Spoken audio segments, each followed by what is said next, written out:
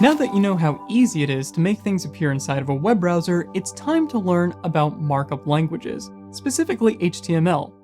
HTML is an initialism that stands for Hypertext Markup Language. Now, there's two parts to this, hypertext and markup language. However, we're going to focus on the markup language part first.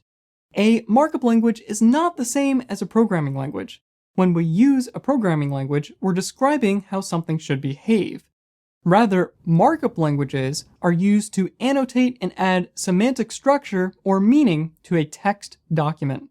So fundamentally, you can think about a web page in terms of text, with markup added on top. The general concept and term markup evolved from the idea of a book editor or writing instructor marking up a document with a pen or pencil, similar to what you might remember from school. However, HTML isn't intended to suggest corrections to text. Rather, it structures and shapes the text in a way that makes it easier to understand, both for people like you and me, as well as for the software that interprets the markup. As an example, HTML is markup language that is interpreted by a web browser. So let's try an example. Let's look at some normal text, and then we'll figure out how we might mark this up with HTML. This text is describing one of the elements and principles of art, but really, this text could be about anything. You might create a web page about your favorite Shakespeare quotes, how to make pizza, practice and procedure for a work environment, or anything you want. Now let's examine this text.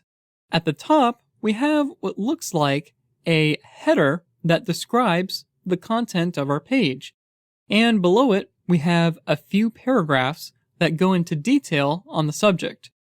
However, as is, there's no way for a web browser to determine what part of this text is a header and what parts are paragraphs. We can remedy this situation by applying what are called tags. A single tag looks like this. There's an opening angle bracket, a very specific set of text inside, and then a closing angle bracket. There are many tags like this, but with some practice, it should be fairly easy for you to remember most of them without having to look them up. Now, this tag we're looking at is called a headline tag. We'll talk more about headline tags in an upcoming video, but for now, all we really need to know is that this tag is intended to mark large headlines. Here's another tag.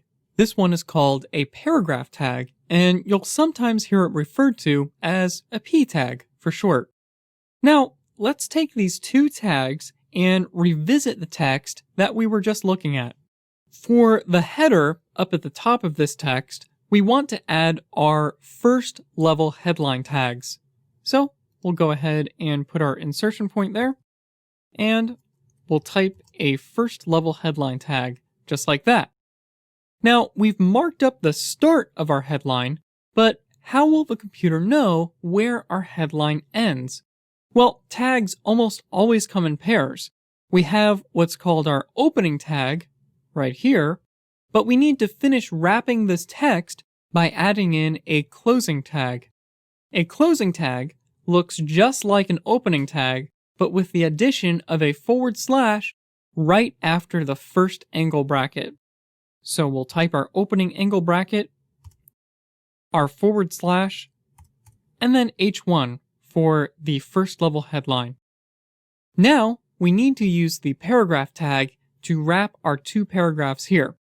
Just like the headline, we will use an opening P tag and a closing P tag. So we'll go ahead and type our opening P tag, and we'll close it.